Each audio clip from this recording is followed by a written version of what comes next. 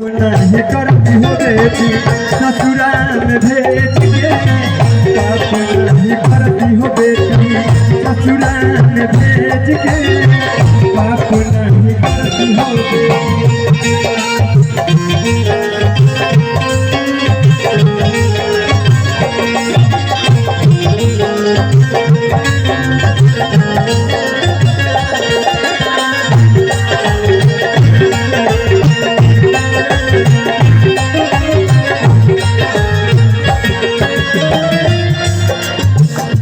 रोते बिताल होई दिनवा रातिया,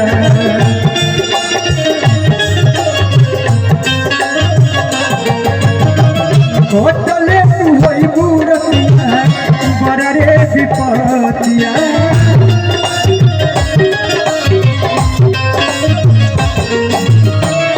रोते तू होई बुरे बेटी बड़ा रे विपतिया।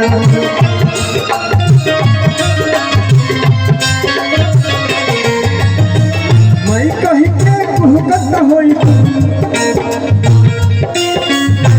मैं कहीं के भुगत होई हमके दहेज से, पाप नहीं करती है बेटी ससुराल में भेज के, पाप नहीं।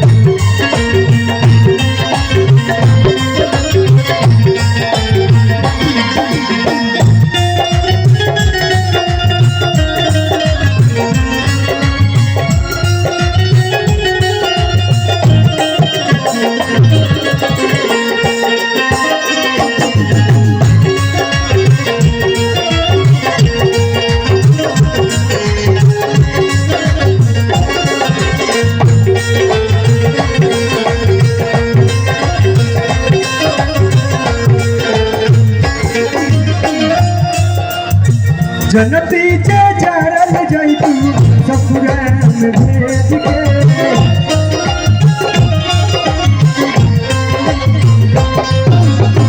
पाप नहीं करती है बेटी, पाप नहीं करती हो बेटी ससुराल में भेज के, पाप नहीं करती हो बेटी ससुराल में भेज के, पाप नहीं करती हो बेटी ससुराल में भेज के, कि पाप नहीं करती हो बेटी ससुराल